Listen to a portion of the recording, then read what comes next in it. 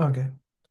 Now, when we started the project, we started with need assessment, business case, benefit management plan, initiation, planning, execution, monitoring and control, and closing. This was where we started. Initiation, planning, execution, monitoring and control, and closing, and then it get converted into operations. Aisha, please lower your hand, sister. So we discussed everything in initiation. We discussed 18 plans. We discussed what happens in execution, monitoring and control, and closing. Once all the plans are done, you get project management plan. You get project management plan, which is a combination of all the plans. Once this plan is made, it is sent to change control board for approval for sponsor. Once the plan is approved, once the plan is approved, you can only change the plan through proper change request. Through proper change request. How the changes happen in predictive and agile is a different. In hybrid, the changes happen in the same way as in predictive. A change is raised in a change request form or a change log.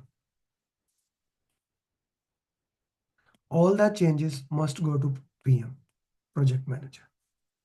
Project manager does the impact analysis, how it is impacting scope, schedule, cost, customer satisfaction, risk, all those parameters. And if he believes that the change is important, he will send the change to change control. Or he rejects the change and give the notice to the person who are in the communication management plan whom we should inform, right? Change control board evaluates the change, rejects, or approves the change.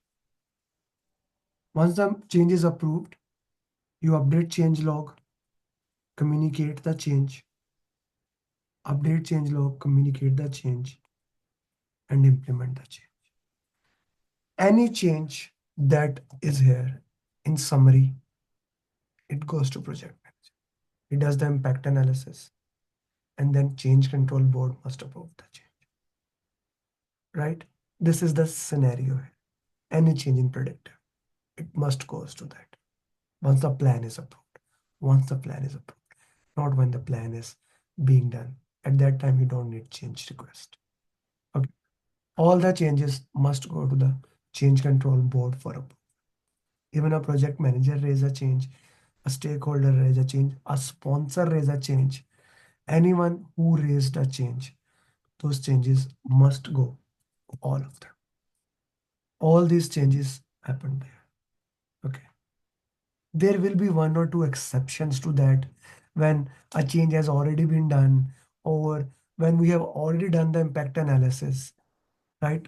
But this is a 99% steps that you need to do. Anyone can raise a change request. All the changes go to PM. He does the impact analysis, go to the change control board, and you update the change. Okay. This is how the changes happen. Yes, I did. Who leads change control board? No one leads. As a sponsor leads the change control board, but when we say change control board, change control. All the changes in the projects goes into there in predictive project. In agile project, all changes go to product owner. Every single change. He put it into the product backlog. Product owner, it goes into the product backlog. He reprioritizes the product backlog according to the priority. And if changes is needed, we do them. There is no change control board in agile. In hybrid, we'll follow the predictive change control procedure. Impact analysis will be done once the change request is raised. Because why would I do impact analysis without raising a change request? All change requests should be formal, raised, go to PM, and then it does the impact analysis. Okay, that is 99% of the time. Okay, so all the changes in the projects are handled by change management plan. We have a change management plan or change procedure. But if there is a change that impact the product, like the operational part, we use a configuration management plan. The procedure is same, but we use a configuration management plan. Like what changes can be impact the product. For example, right now in this project that we are doing, I am writing down on notes. If I send you the link of notes, 90% of you don't use Apple. You cannot open notes. So that will impact later on when you want to review, right? What I need to do, I need to convert it into a PDF format which you can use. Let me give you another example. Let's say you are working in an EPC contract, electrical, mechanical, civil. You are using drawings and drawings are being updated along the way. And that will impact the later part, right? That will impact the later part. So we need to reflect those changes in our plan. Another example for software people or for everybody. In your organization, you are using Microsoft 2023. Does MS Office has that version? You are using Microsoft, let's say 2024, 2023, things of those nature, right? You are using that version. But your client is using Microsoft 2003. Some of them are still using that, na? Some of them are still using Microsoft, the previous one. So those file made on 16, it will be difficult to operate on this one, right? So we need to update them. We need to update those files also, right? So that is version control. Version controls happens there. That is a deliverable change. But we will discuss more about change control in the procedure, not configuration or version control. We have discussed a lot in PMP. We have discussed project charter, assumption log, stakeholder register, stakeholder plan, communication plan, resource management plan, risk plan, risk register, procurement plan, procurement statement of work, quality plan, quality metrics, tools of quality, right? There are so many things that we discussed, we completed. Now we are going to discuss closing. Closing can happen in two ways. Okay. Either project is successful or project is unsuccessful. It must be closed in both ways. Let's go with the sequence. Please read the sequence. How to close the project. $1 million. And we've worked.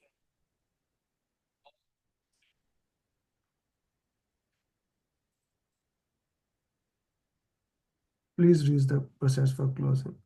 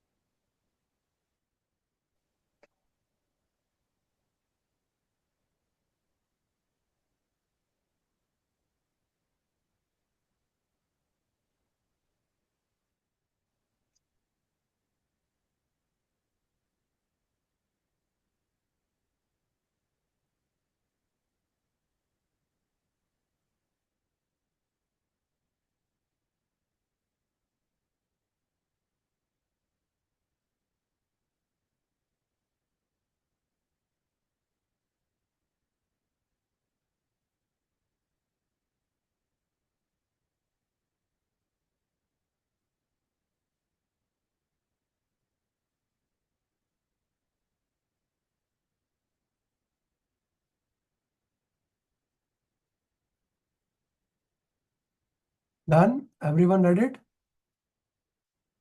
Do we need to communicate alignment? Do we need stakeholders alignment or only while closing? By once Ankit, you get approval from the sponsor, you close the project. Everything happens before that. Project is successful, unsuccessful, it happens before that. Once you get the approval from the sponsor or change control board, you start closing that. Okay.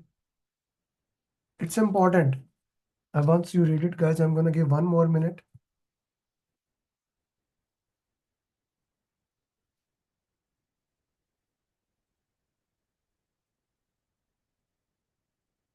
Usman, change is whenever a change comes in an agile project, the change always go to product owner. The product owner put it in the product backlog. We reprioritize that we discuss grooming of a product backlog. We reprioritize the product backlog, and then we will, according to the priority, will handle the change. When the project is hybrid, in hybrid, we handle the change like predictive project. Okay. Acha ji, while discussing this thing, while discussing, going back to this thing, we don't handle the changes in the closing project. Whenever the change come, if sponsor has given approval to close the project, we close it. Otherwise, changes always goes the same. So how basically project actually ends. Initiation, planning, execution, monitoring and control, and closing. We made the project charter, then all those things. Then we made project management plan. We started working. We made deliverables. Those deliverables become verified deliverables by quality team. Then it becomes validated deliverables when client has accepted. Here client has accepted. We get a formal approval from client that it is acceptable. Then it goes to close. And then it goes to operation.